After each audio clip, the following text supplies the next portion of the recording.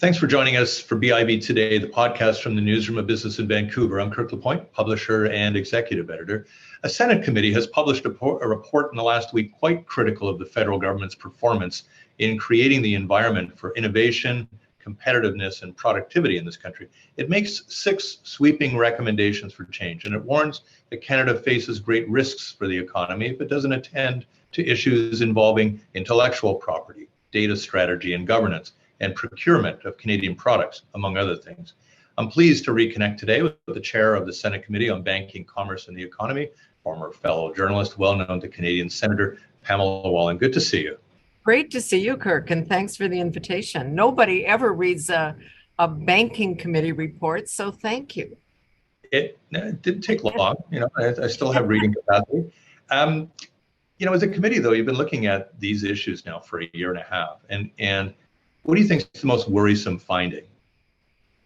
I think it's the reluctance of government, I think, to actually see the bigger picture. There are dozens of programs that come out of government, funds upon funds that exist with big price tags attached to spur on new high-tech innovation and development.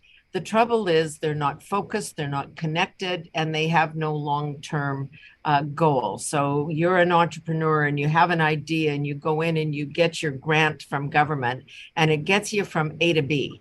But you need to get to C and D and E and try and build that company here and not just get to a certain point. As I have said in some other places, we've got to get people ready for scale, not sale. And we heard this time and again from witnesses, which is Canadian companies get to a certain point and then they just sell. And what goes out the door with them is intellectual property. And that's the currency, and that's what we're giving up. Yeah, I want to talk about IP as we continue here, but I want to ask about the culture of government. And what kind of culture is behind this series of failures? Well, I just think that, you know this as well as any living Canadian. Governments have 4-year attention spans because they need to get reelected. So as long as they can make the announcement about the program, and as long as there's a ribbon cutting, and as long as a half a dozen entrepreneurs come out and say, this is going to change the world, it's fabulous, that's what we will continue to do. We actually need somebody to sit back, and we're hoping this will help them just, find a way to really put in place some key things that just have to happen so that we're not just shoving money out the door with no return. I mean, government funds most of the university research that isn't funded by foreign countries. But there's no requirement that it be successful or that the IP stay in Canada or that they have patent protection. So, there's no damage to them politically, really, if they do it the right way. It may be that a government down the road gets more credit than they do today. But this is about the country. And we just finished a report before this one on the status of the economy.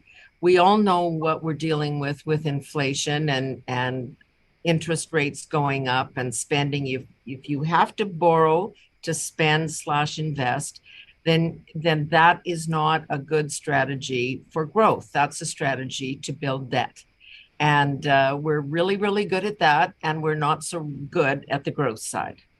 Do you think that the public finances during the pandemic have almost anesthetized us around really this kind of culture?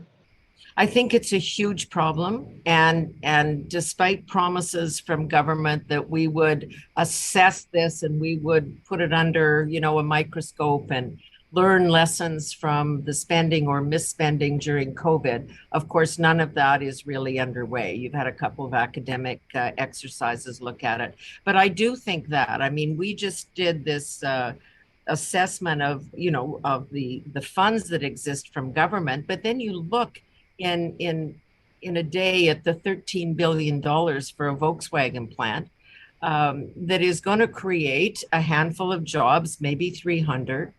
And again, what we've got is a short-term jobs strategy and not an innovation strategy, which is there's no control over the ideas, the valuable IP that should be staying in our hands while we do deals.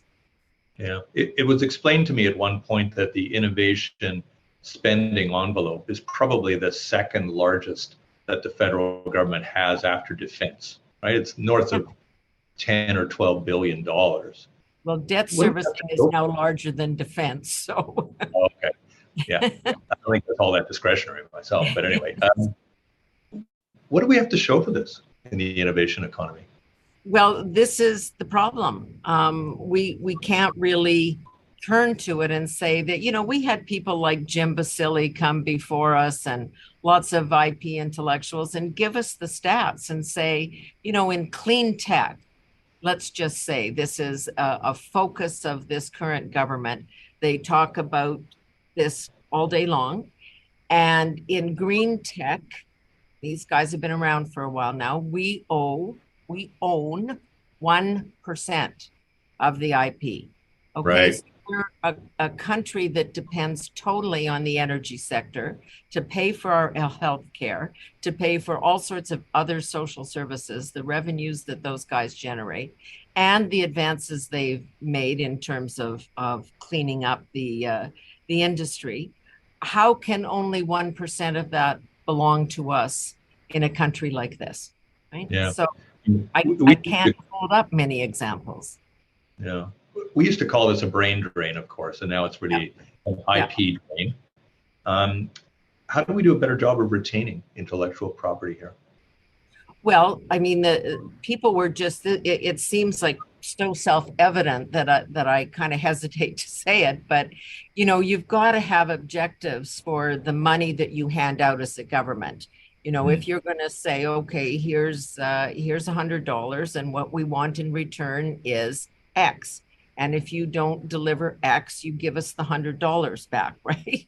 Now, so you need like holding handcuffs on them almost, right? Yeah. So have some standards, have some objectives, and have people's feet held to the fire if those aren't met. I think the biggest and simplest thing we could do is have government focus its own procurement dollars on Canadian product. And I don't care what it is. I don't care if it's staplers or airplanes or clean tech or whatever it may be. Use what we've got here, harness that, and then you can put some rules around it. When you hear an explanation from government about why it's not the first customer, is it the idea that it's somehow not competitive or not in the public interest to maybe buy a more expensive version of a product when they can find something on the market that's cheaper? Like, what's the rationale behind that, Senator? Why don't we fix 24 Sussex so that there are not rats running through the hallway and heaters on the floor? Nobody wants to take the heat for paying more for a particular contract, a procurement of some good or service, just because it's Canadian. We want the bottom line. We want the cheapest deal. But that is quite literally cutting off our nose to spite our face. We could be at all levels of government doing this, but the federal government is of course the largest purchaser in the entire country.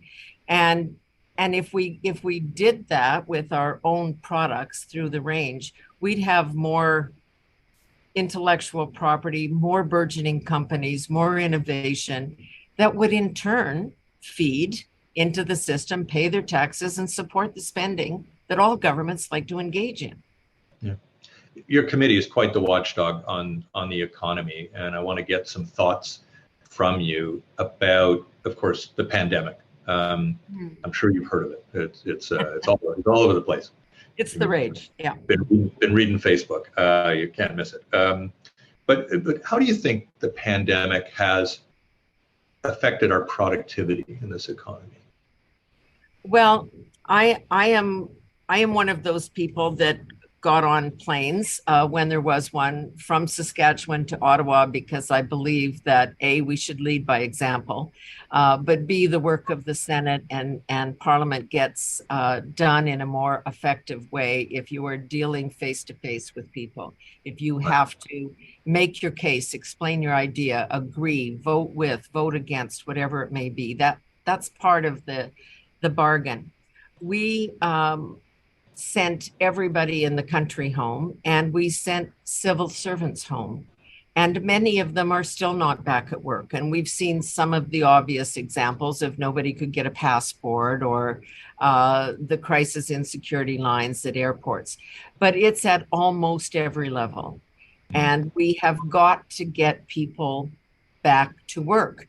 Part of the problem is that the job numbers are looking pretty good. I don't know what that means if great swaths of people are still working from their basement or only coming in 3 days a week. I did have a moment when we saw the public sector strike in Ottawa, and they were protesting on the lawn in front of Parliament Hill. And I thought, you should probably be on your own block at home because that's where you've been. And, we really need you back here because, as anybody who's worked in an office or a newsroom, there is a dynamic that's at play when there are people together. You spur off each other. You have conversations you didn't plan to have. There's a serendipitousness to those kinds of encounters. And I think we're missing that. And I think with that, you miss a lot of creativity. It can't just be about phoning it in. But I go back to this anesthetizing of people with benefits. The numbers, and how that maybe has given us this sense of security about our economy. And again, many of the economic numbers don't look all that horrible. We've got full employment, those kinds of things. Mm-hmm. But there seems a gap between the data and yet what the OECD and others are saying about our country's productivity and how we're kind of bottom of the list. Right. And I think that's a huge problem. It's like the inflation factor. It is affecting, maybe not you, maybe not me, but there are an awful lot of people who are trying to figure out whether they're going to put a meal on the table or put medicine in their body. Right. Okay, now that's a very fundamental choice.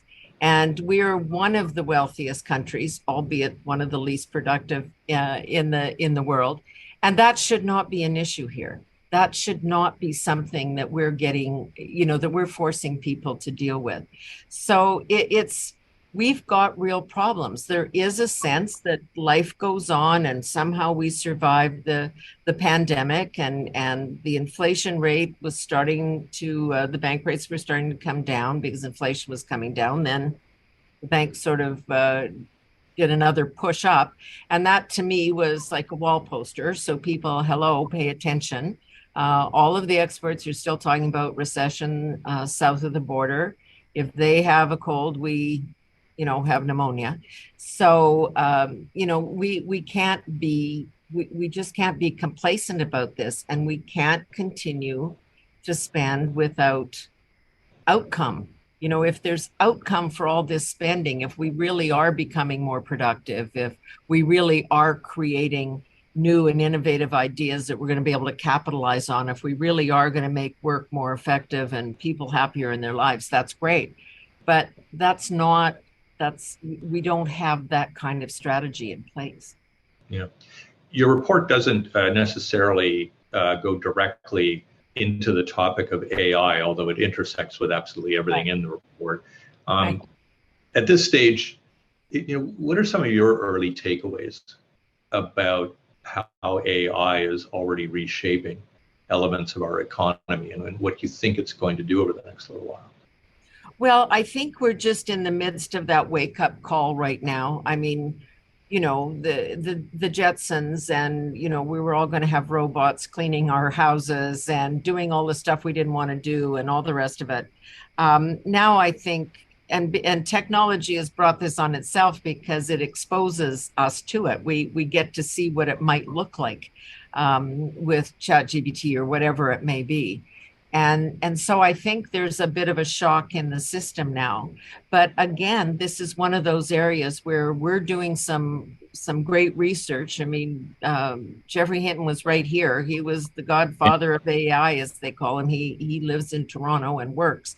And when somebody that like that walks away from Google and from the concept and says, we haven't thought this through, then again, we should all be paying attention, and we should have government ministers having comments and press conferences and speeches on those kinds of things, because this is core.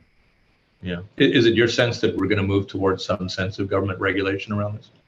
I don't, it's so hard to tell. I don't like a lot of government regulation. I think markets should do their thing. I think consumers should send messages, and that's how our system very generally works. Some areas need to be regulated, obviously.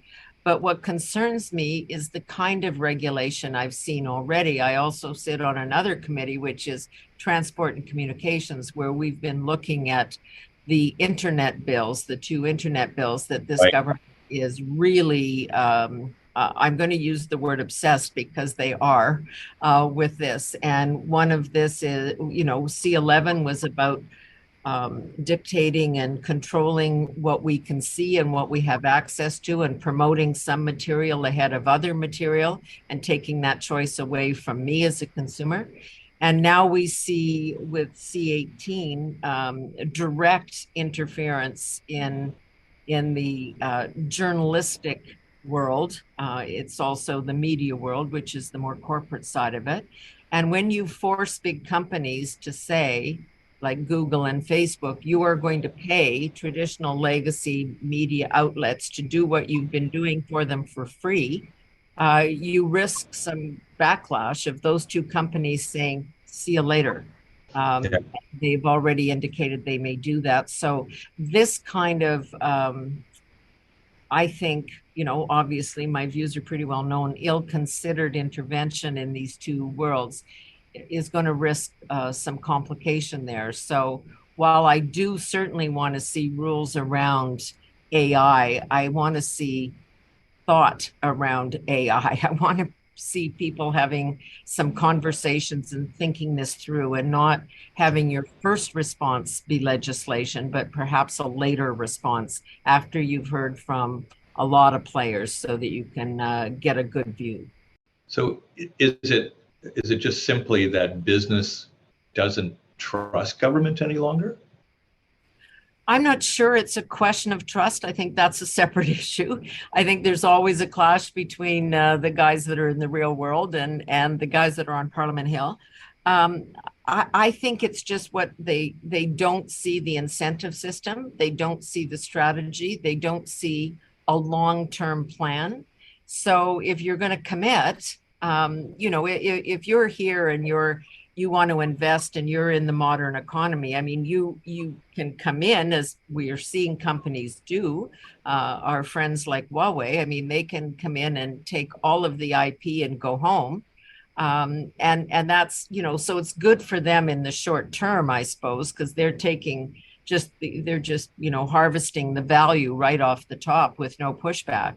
But I think even in most businesses, they want smart business partners, and they need government to be smarter about this as well. All right, last question. And I'm sure you've asked this question yourself as a journalist, probably 2,000 times. We'll see. How do you make sure that your report is listened to and isn't going to simply get up on a shelf or in a filing cabinet somewhere to collect dust? Well, I'm pretty sure it is going to end up on a shelf and in a filing cabinet, but the whole process of bringing witnesses to the table, I don't want to get into the nitty gritty here of how the Senate operates, but we had people come in front of us who are in this world, who live and breathe innovation and IP and research, and they love their country. And so I am counting on them to help us make the case that we really, really need to do this, not just because a group of senators said, hold on, this is really important, but because the people that are out there building, employing, voting, generating jobs and money and tax dollars and all of that are saying, please help us. So I am optimistic, or at least I'm hopeful, that they will help keep this front and center. Gee, you sound like you're having fun in this job, I will tell you. No, I'm not. This is hard work. Yeah, no, I think it's important. Seriously, this is this you get to sink your teeth into, the issues that we're dealing with here. And I've got to say, on the Senate side, we're quite lucky. I'm always very the members of parliament who work hard and have to go and get elected, and they work at that 365 days a year. And it's hard for them, given the time constraints, to really sink their teeth into. We get into issues. We get to do that. So, yeah, I feel very lucky. Well, it's great to catch up. And thanks for your time today. Really interesting report recommended for people. The Senate committee that's had a look at issues involving innovation, competitiveness, and productivity in our country. Senator Wallin, good to see you. Thanks for your time. Thanks, Kirk. Great to catch up, as you say. Take good care. I'm Kirk LaPointe, publisher and executive editor of BIV. Thanks for watching.